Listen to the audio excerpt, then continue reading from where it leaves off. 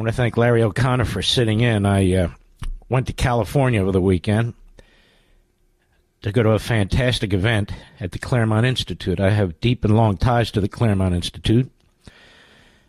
They have a Lincoln Fellow program and other programs since.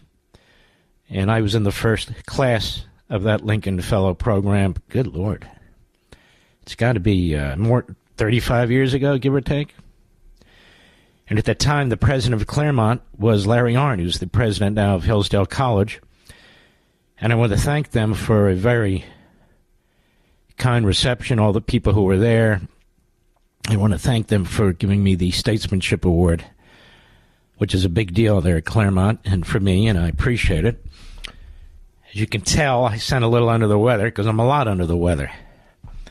It never fails, because when you meet a lot of great people, they want to talk to you, shake your hand, and you get to smell their breath, Mr. Producer. I mean, right in your face. And so here I am. Now, that said, it was a room of tremendous patriots. An honor to be with them. And I want to thank Molly Hemingway and her wonderful husband, Mark.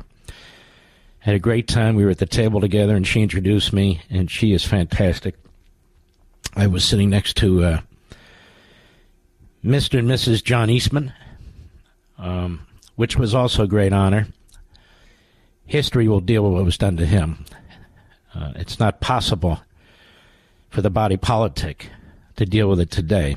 It's so corrosive and so tyrannical.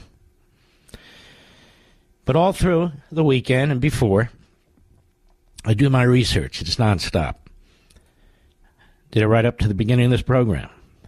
Do it till 2, 3, 4 in the morning. One of the things I found about 48 hours ago is when I go to this site Memory, which I told you I encourage you to do, memri.org, memri.org. I found this protest at something called the International Al-Quds, that's Iranian, rally in Dearborn, Michigan on Friday. And just to show you how important you are and how important we are, I posted it on my social sites, Twitter, and then the rest. And it started to work its way through social media, through independent conservative news organizations, and then finally into Fox. It is not something that you see on NBC or ABC or any of the Sunday shows, not one. It's not something you'll see in most of the Democrat Party newspapers either, because they want to conceal what's going on in this country. And what's going on in this country, we don't know the extent of it, we don't know the numbers, but we know it's there and we know it's growing. It's an enemy from within. American-hating, Israel-hating, Christian-hating, Jew-hating Islamists. I didn't say Muslims. I didn't say Arabs. I said Islamists. Islamists are radicals. Islamists are violent. Islamists threaten.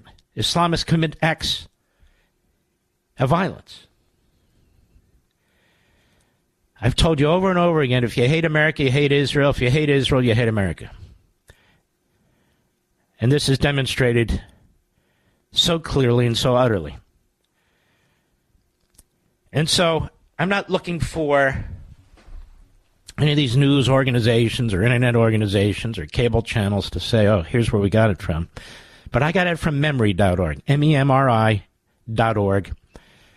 and I pushed it out into the media. It's important to see what we post. I don't engage in the comments because so many of them are bots who stick stuff in there, and I don't really care. So let's begin. You need to understand that Joe Biden has sent senior campaign operatives into Dearborn, Michigan to try and protect his vote. This is Rashida Tlaib territory. That he is utterly destroying the state of Israel, its government, the prime minister, to the extent he can, on behalf of these individuals, because he wants their votes. And it's the same Joe Biden that threw in the Senate's favorite Klansman, when he first got to the Senate. Now he's throwing in with Hamas, Nazi supporters, Iran supporters, and American haters. Cut one, go. We've been asked in the past, why are our protests on the International Day of Quds, why are they so anti-America? Why don't we just focus more on Israel and not talk so much about America? Gaza has shown the entire world why these protests are so anti-America.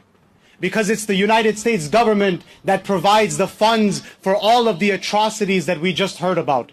And this is why Imam Khomeini, who declared the International Day of Quds, this is why he would say to pour all of your chants and all of your shouts upon the head of America. Now understand, folks, Quds is it's like the SS of Iran. When you see commercials, Tunnels to Towers, Wounded Warriors, these other fantastic groups, and these men without limbs, some of them with horrendous brain damage and so forth, the Quds were behind most of that. The Quds, particularly as it applies to the war in Iraq. I want you to understand that this person and these people who are rallying to this cause are the enemy. They're a domestic enemy. And if we had a real administration that cared about our country's security, our country's future, they would be looking at the status of each one of these individuals. If they're a citizen, if they seek citizenship, or if they're not a citizen, and deal with them accordingly. And let me suggest to the FBI, rather than infiltrating the Catholic Church, which is not a danger to anybody, you need to get your head around and your hands around what's going on in Dearborn, Michigan, and places just like it. These are no-go zones in America now. I've talked about this last week. These are no-go zones. Certain people of certain faith, with certain symbols on their clothing or on their heads or certain facial hair, they can't go into these areas.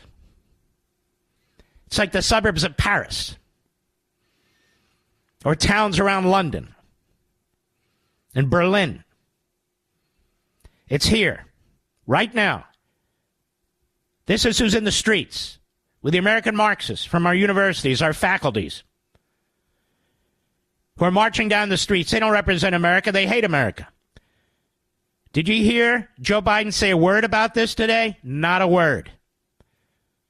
When's the last time he stood up against these Islamists and talked about anti-Semitism in this country? Never.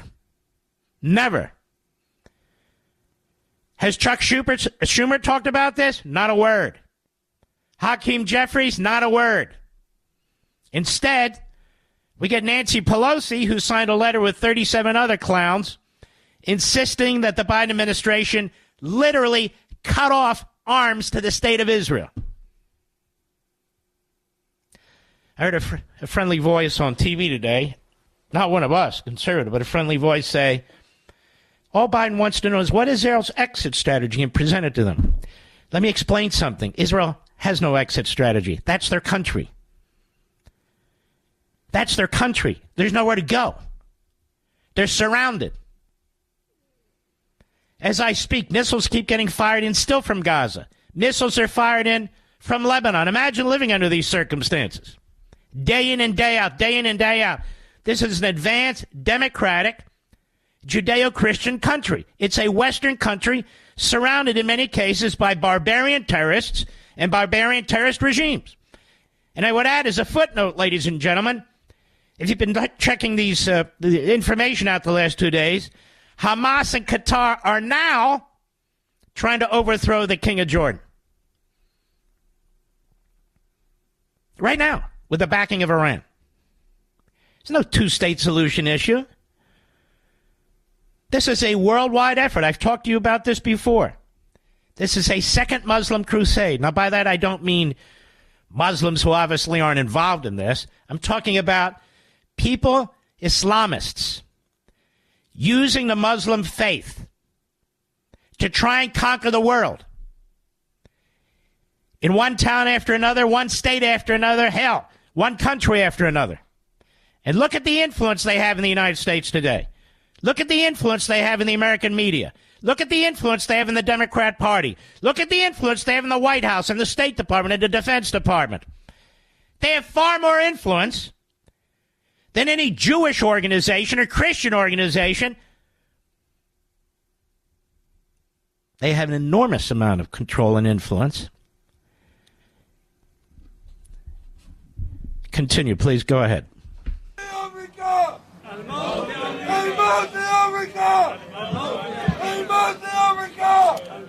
Malcolm X said, and I quote, "We live in one of the rottenest countries that has ever existed on this earth." I love it when people with thick accents in this country, who don't have to be here, or maybe they're second generation, talk about how horrible America is. You need to hear this. You need to understand what's going on. You're not going to see it on MSNBC or CNN. You're not going to see it on CBS, NBC, or ABC. You're not going to see it on the Sunday shows. You're not going to read about it in the front pages of the New York Times or the Washington Post. You're not. And yet this is what's going on. This is what's going on. And this is what Biden has responded to, and Blinken is in support of. Blinken is in support of this. As are the Marxists, the Bernie Sanders, the AOCs, the overthrow of America. That's their wet dream. Go ahead. Joe, that has to go. It's the entire system that has to go. Any system that would allow such atrocities and such devilry to happen and would support it, such a system does not deserve to exist on God's earth. And so when these fools ask us if Israel has the right to exist, the chant "Death to Israel" has become the most logical chant shouted across the world today. Cut two. Imam Khomeini recognized that Israel is an evil settler colonialist project. He realized it is a cancer, and he established this day. Israel, before this, brothers and sisters, was a sacred cow. Nobody could criticize Israel. Everybody was terrified of being anti-Semitic. Everybody was afraid of them. But now, the people of conscience very openly will criticize Israel. They recognize Israel for what it is. Israel is ISIS. They are Nazis. They are fascists. They are racist. The people of the world now know this.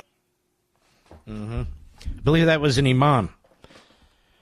Again, I want you to bookmark memory.org, MEMRI.org. You'll be way ahead of the knowledge game before any of these other news outlets even think about reporting this.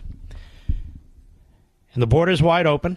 People coming in, including from the Middle East. You have to assume a certain percentage of them hate the country.